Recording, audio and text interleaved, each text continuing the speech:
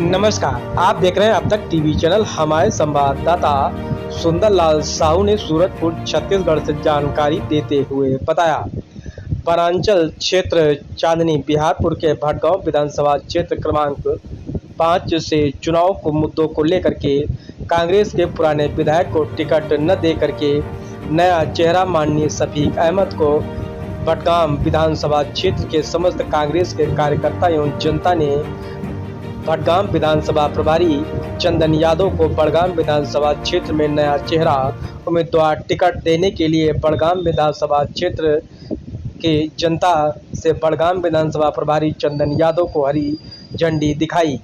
वनांचल क्षेत्र के रहने वाले प्रवासी चांदनी बिहारपुर से भारी भीड़ उमड़ पड़ी। बड़गाम विधानसभा क्षेत्र में नए उम्मीदवार को टिकट दिलाने के लिए वनांचल क्षेत्र के रहवासियों का कहना है कि कांग्रेस के हमारे जो विधायक हैं अच्छा है, लेकिन कार्यशैली से ग्रस्त क्षेत्र में रहने वाले शहरवासी संतुष्ट नहीं है, क्योंकि समस्या छोटा हो या बड़ा लेकिन कोई भी कार्य समय पर नहीं होता। आइए चलते हैं हमारे संवाददाता के साथ, सुनते हैं उन्हीं की जुबानी। अच्छा काम तो जरूर किया, हमारे विधायक महोदय जी भी काम किए, लेकिन हमारे जो संगठन में जो बिहारपुर का है उसमें संगठन में दो एक लोगों का मतलब उसमें चलता है। हम लोग गुहार मारते मारते थक गए, आवाज लगाते लगाते थक गए। 2 सालों से हम लोग तरस हैं, परेशान हैं, हम लोगों का कोई सुनने वाला नहीं है। इस प्रभारी महोदय जी से मैं निवेदन, एकदम हार्दिक निवेदन कर रहा हूँ कि अब की बार सभी भैया को मौका दिया जाए ताकि वो हमारे क्षेत्र चांदनी बिहारपुर को चांदनी जैसे बना के रखें। हम लोग अंधेरे के रूप में हैं, हमारा पूरा भरोसा है, पूरा मांग है। अभी उनका दौरा था 27-28 पंचायतों में, जब हो गए 5 सालों में मतलब कार्यकर्ता खुशहाल नहीं थे, असंतुष्ट थे, लेकिन हो गए, सबसे प्रेम व्यवहार किए, सबसे बात सुने, सब कार्यकर्ताओं का जो भी समस्या था समस्याओं को सुने और समस्या होना चालू कर दिया। तो हमको सब भरोसा हो रहा है कि अगर हमारे बीच में इनको अगर टिकट मिल जाता है, प्रतिनिधि विधायक के रूप में अगर ये बनते हैं तो हमारा मान सम्मान बढ़ जाएगा, हमारा पूरा काम होगा। इसी के साथ मैं भरोसे के साथ कहता हूँ, इस मंच के साथ कहता हूँ, ये कार्यकर्ताओं के बीच में कहता हूँ, प्रभारी महोदय जी से निवेदन है कि अब की बार सभी भैया को टिकट मिलना चाहिए। अब की बार सभी भैया को टिकट मिलना चाहिए। मान सम्मान को बढ़ाना है, कांग्रेस पार्टी को जिताना है, तन मन धन लगा के हम लोग सभी भैया को जिताएंगे, सभी भैया को जिताएंगे। धन्यवाद। जय कांग्रेस पार्टी, जय प्रभारी महोदय की जय हो। बहुत बहुत धन्यवाद। चूंकि काफी देर भी हो रहा है, हमारे देश का संविधान जो हमको रास्ता दिखाता है कि हम सब एक हैं, और सिर्फ इसलिए दिखाता है कि जब ईश्वर जो भेजने वाला जो ताकत है वो हम लोगों में फर्क नहीं किया तो हम लोग आपस में कैसे फर्क कर सकते हैं। एक इंसान दूसरे इंसान की सेवा करे, काम आए, इससे बड़ा कार्य शायद दूसरा कुछ नहीं हो सकता। अपने बीच में यदि कोई तकलीफ या मुसीबत में है और अगर वो आवाज लगाता है तो हम लोग सब मिलकर सहयोग करेंगे तो निश्चित रूप से उसको राहत मिलेगी। और इसी सोच के साथ हम लोगों को भविष्य में भी काम करते रहना है। ये तो चंद दिनों की प्रक्रिया है कि टिकट वितरण के लिए हमारे पर्यवेक्षक आएंगे और हमारी भावनाओं से अवगत होंगे, हमारे विचारों से जब अवगत होंगे और यदि लगेगा उनको कि नहीं उसके लायक या उसके हकदार हम हैं, तो निश्चित रूप से पार्टी वैसा फैसला करेगी। और यदि फैसला करती है तो जो सामने वाली जो पार्टी है उसके लिए भी हम लोगों को कमर कस के खड़ा होना पड़ेगा और हर क्षेत्र में मजबूती से काम करना पड़ेगा, उसके बाद भी हम लोगों को सफलता मिलेगी।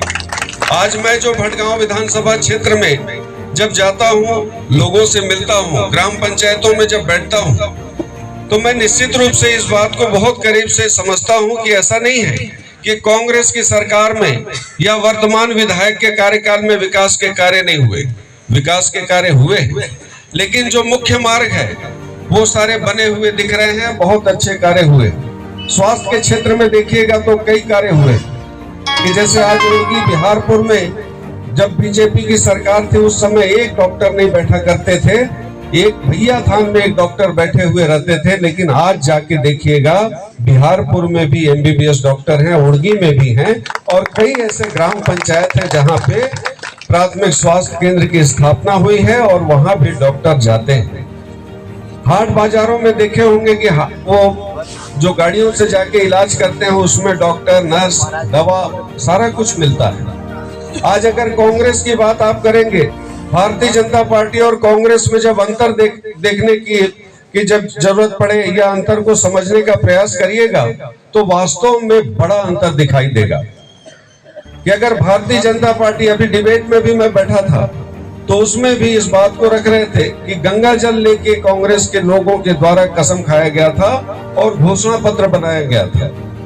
मैं वहां पे भी चुनौती दिया, मैं वहां पे भी इस बात को रखा कि अगर गंगा जल खा के लेके और कसम खाते हुए यदि कोई वीडियो या प्रमाण पेश कर दे तो मैं राजनीति छोड़ दूंगा।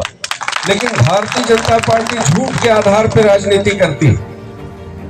रमन सिंह जब मुख्यमंत्री थे उनके द्वारा यह कहा गया कि हम 2100 रुपया क्विंटल में धान की खरीदी करेंगे, और कांग्रेस के द्वारा कहा गया कि 2500 रुपया क्विंटल में हम धान की खरीदी करेंगे अगर कांग्रेस की सरकार बनेगी। भारतीय जनता पार्टी की सरकार बनी और 2100 रुपया क्विंटल में धान खरीदी की बात उनके द्वारा की गई थी, लेकिन 1840 रुपया में खरीदी उनके माध्यम से किया गया, जबकि कांग्रेस के द्वारा 2500 रुपया क्विंटल में खरीदी की बात की गई थी और 2640 रुपया में खरीदी किया गया। आज आम जनता, अगर किसान है, मजदूर है या आम नागरिक है या किसी जाति संप्रदाय का हो, किसी वर्ग के लिए भी, हर वर्ग के लिए कांग्रेस पार्टी के द्वारा काम किया गया है। और कांग्रेस ने एक बेहतर अपने सरकार की उपलब्धियों को सामने रखकर आज हमको, यदि भविष्य में जब कभी भी हमको जब चुनाव में जाना पड़ेगा, डेट डिक्लेयर होगा और जब हम मतदाताओं के बीच में जाएंगे तो आज कांग्रेस पार्टी के द्वारा इतना अच्छा काम किया गया है कि सीना चौड़ा करके हम जा सकते हैं। लेकिन फिर भी मैं इस बात को भी कहना चाहूंगा कि अगर जैसे माननीय मुख्यमंत्री जी हैं, माननीय टीएस बाबा साहब हैं, उप मुख्यमंत्री हैं, अगर दो लोग मिलकर पूरे राज्य को चला लेते तो 90 विधायकों की आवश्यकता क्यों थी, या जिला पंचायत के सदस्यों की आवश्यकता। हर व्यवस्था को जो बनाया गया है कि नगर निगम में पार्षद निर्वाचित होते हैं, जनपद में जनपद सदस्य निर्वाचित होते हैं, जिला पंचायत में जिला पंचायत के सदस्य निर्वाचित होते हैं, विधानसभा के लिए विधायक निर्वाचित होते हैं। अगर अपनी अपनी जिम्मेदारियों को वास्तव में बेहतर तरीके से निभाया जाए तो जो वर्तमान स्थिति है कि आज राजस्व के मामले में मैं देखता हूं, जिस ग्राम पंचायत में जाता हूं वहां सबसे पहले इसकी शिकायत होती है कि पटवारी हमारी बात नहीं सुनता है। अगर फौती चढ़ाना पड़ता है, नामांतरण के लिए देते हैं या त्रुटि सुधार के लिए देते हैं तो 20 से 50 हजार रुपए खर्च आता है और सालों चक्कर लगाना पड़ता है।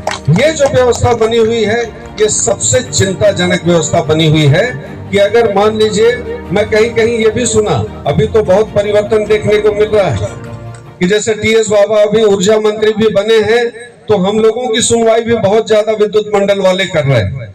उससे पहले मैं ये सुनता था कि गांव के लोगों को चंदा करके ट्रांसफार्मर के लिए देना पड़ रहा है। तो ऐसी स्थिति जब कभी बने, मेरे को टिकट मिले ना मिले, लेकिन आप लोग आवाज लगाइएगा, मैं वहां आऊंगा उस अधिकारी से और उस कर्मचारी से बात करने के लिए। और आज बिहारपुर में जब मैं गया था, बिहारपुर में गया और वहां देखा मैं कि वहां पे एमपी के लोगों के द्वारा जो 20 साल, 40 साल, 50 साल से जो गरीब बसे हुए हैं उनके जमीनों का पट्टा बनवा के उनके साथ अत्याचार कर रहे हैं। और उसमें अगर हम लोग चुप बैठे रहे तो हमारे जो भाई हैं वहां रहने वाले जो बिहारपुर में, उनके साथ अन्याय होगा। उस अन्याय के खिलाफ हम लोगों को खड़ा होना है। ऐसा नहीं कि विधायक या सांसद बनेंगे तभी खड़ा हो सकते, किसी भी रूप में हम खड़ा हो सकते कि अगर उनके साथ गलत होगा तो उस गलती को बर्दाश्त नहीं किया जाएगा, प्रशासन को झुकना पड़ेगा। और अगर वहां जो गलत तरीके से पट्टे का वितरण हुआ है उसमें सुधार करना पड़ेगा। और जो वहां के हकदार हैं, जो गरीब हैं, जो अपनी बात अच्छे से रख नहीं पाते, पढ़े लिखे नहीं हैं, वैसे लोगों के साथ अगर अन्याय होगा और हम लोग चुप बैठे रहे तो शायद हम लोग भी पाप के भागीदार बनेंगे। और मेरा ये निवेदन है आप लोगों से, जब कभी ऐसा आंदोलन हो, जब कभी इस तरीके की स्थिति आए, हम लोग सब एकजुट होकर अगर प्रयास करेंगे।